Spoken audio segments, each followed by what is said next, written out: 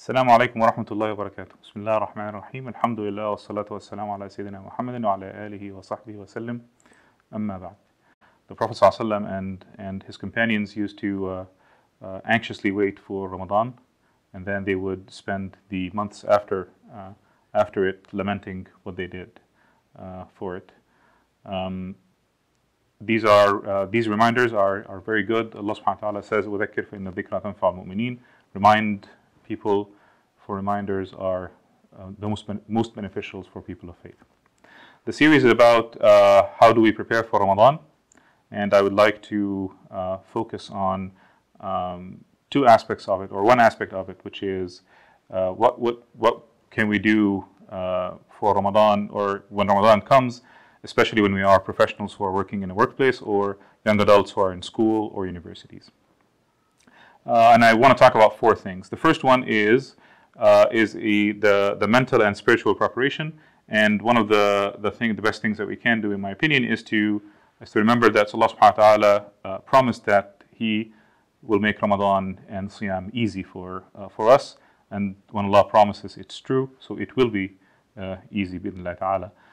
And as such, we have a tendency to exaggerate. Oh, we're gonna have fasting until 9 o'clock, and we're not gonna eat, and we're not gonna drink, and then we have our boast to our friends and colleagues who are non-Muslim about how heroic our actions are gonna be. And as a matter of fact, when we're doing that, we're actually also preparing ourselves in a negative way that this is gonna be hard, and it's not.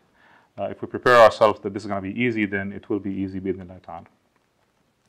That's number one. Number two, the thing that we can do to prepare for Ramadan is to take it, when we are in the workplace, especially, or when we're at school, is to take it as an opportunity to talk to our colleagues and talk to our friends and talk to our neighbors and talk to our co-workers about Ramadan. It's usually an opportunity. It's to do so. We don't have these many opportunities, and that's one that we should use to the most.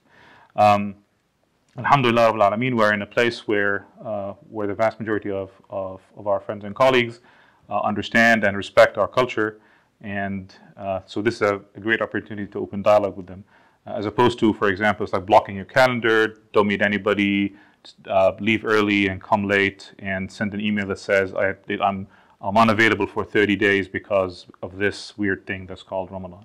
I think we should do the opposite. Number three is to use the time. Ramadan is the month of Siyam, but it's also the month of Quran. Now, since we're not going to be eating or drinking during working hours or at school, then there is, I don't know, half an hour for lunch, 15 minutes for snacking, and 15 minutes for like coffee and drinks and whatever. So there's an hour in the day that is going to be available. So let's prepare ourselves to use that hour in the most efficient way and the most profitable way for us for this dunya and then the hereafter. And by that is to prep ourselves to get closer to the Book of Allah subhanahu wa ta'ala in Quran. And the fourth and the last one is that is to prepare for anything, for any kind of physical or spiritual activity, is to do it in small fashion before it happens. If you're going to prepare for a sporting event, then you train. If you're going to prepare for 30 days continuous of fasting, then you might as well fast.